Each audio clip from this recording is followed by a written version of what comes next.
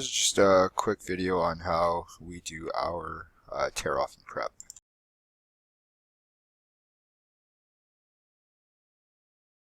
So as you can see, this roof definitely needs to be done. All the shingles are sun-baked and curling, and a lot of that has to do with improper ventilation. This roof is about 28 square, and there's 3 of us working on it. So what we like to do is start from the top of the roof and work our way down. We typically try to make sure we get every nail as we go. It just saves a lot of time later on.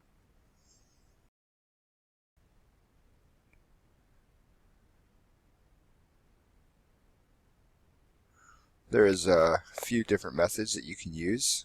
We use red rippers. It makes it pretty easy to pull each shingle and get under the nail heads. I did measure this roof before we got on it, and the eave is 9 feet 8 inches. So by WCB standards, there's no reason to be wearing a rope and harness. So the reason we make such neat piles while we're doing our tear-off is because we don't rent bins. We bring all of our materials to the local transfer station, and it's a lot quicker to unload the truck if all the shingles are piled into the back of the truck in nice neat piles. If the back of the truck is a mess, it could take upwards of half an hour to unload a truck, but when you do it in nice neat piles like that, you might be looking at 5 or 10 minutes. As you can see, nice neat piles. Try to keep everything clean as we go.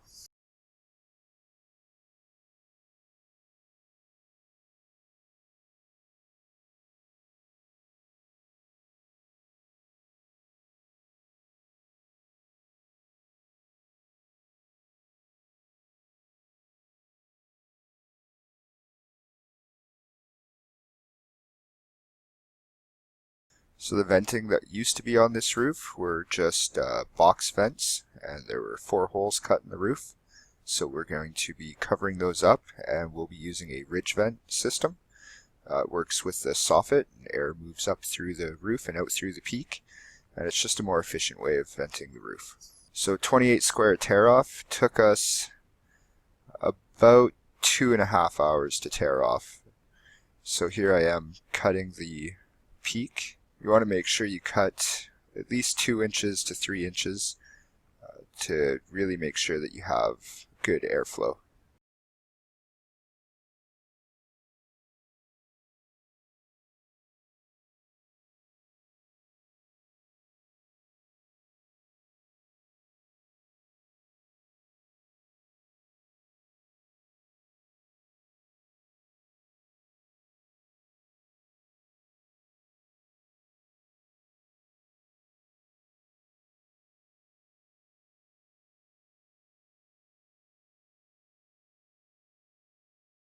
After we're done tossing all the shingles off, we give the roof a sweep, try to get any nails that we may have missed, and then also clean the gutters afterwards. Then the first thing we do is put new drip edge metal all the way around the roof.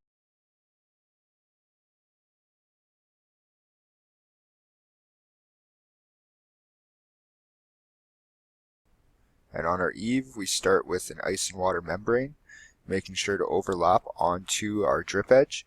And as you can see there, we tucked the ice and water under the step flashing.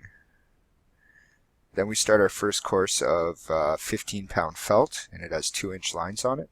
What we typically do is line it up to the first row, on the seam of the first row of plywood. Just keeps us straight with the roof, gives us something to go off of while we're shingling. We use hammer tackers to tack the paper down. And we make sure that we are overlapping the metal and tucking underneath the step flashing at the other side. And we'll continue that up all the way to the peak.